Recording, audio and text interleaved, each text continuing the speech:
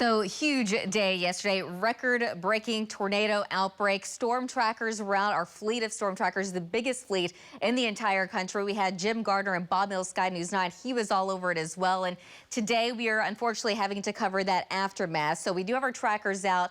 Let's go ahead and go to Val and Amy Castor. Val, I know you've been down in Shawnee. You were chasing it all the way there last night. Go ahead and give us an update. Yeah, so we were out last night. We were just maybe a quarter of a mile north of this location right here on a bridge at Kickapoo Street when it came through. Cassie, I'm driving around neighborhoods right now, and I want to point a couple things out to you. These houses over here, there's a lot of superficial damage. As you can see, every house in this neighborhood is damaged to some extent, some worse than others.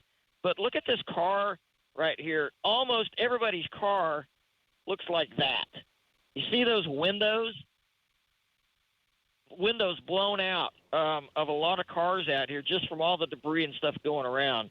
So it's a big mess in Shawnee right now. Back to you. Yeah, we've seen just so many cars that look like that, not just from the debris, but I mean, so many hailstorms that came through yesterday as well. And Vaughn Castor, your brother, he's actually down in Etowah, so he's been tracking that path down there. Vaughn, tell us what you've been seeing.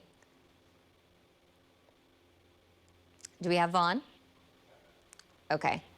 Well, I have been talking to Vaughn, and he says that he at least saw a path where it was about 3/4 to a full mile wide. And so definitely a lot of tree damage, obviously. Unfortunately, he was mentioning earlier that he didn't see a lot of structural damage. So some good news there. Let's go ahead and look at our tracker video from last night. The tracker video, we had several tornadoes, obviously at least 12. And at times we had to do freeze frames because in the most dangerous parts of these storms, we had tornadoes, but they were at night. So we're watching for those power flashes, but you can clearly see where that cone originally formed there. That was around Cole.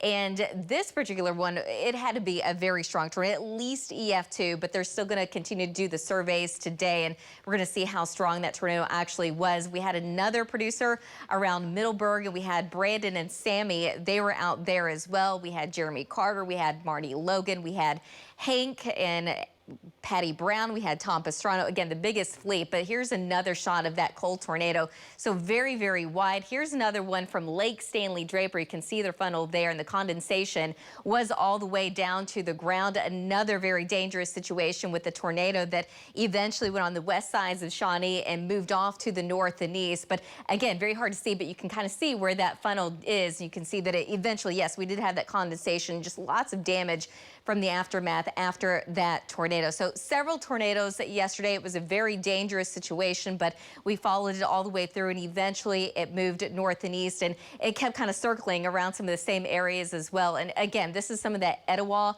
video that you can kind of tell, yeah, when we get those power flashes, that's when you can see that huge thing on the ground. Let's go ahead and go to Links 1 and kind of show you where all the reports happened. So initially everything started happening in parts of central Oklahoma, right outside of where the dry line was. And if you didn't get a tornado, you probably got some hail, especially here in the metro. But speaking of tornadoes, now the daily record was 6, originally back in 1968 and 2003. We easily broke that.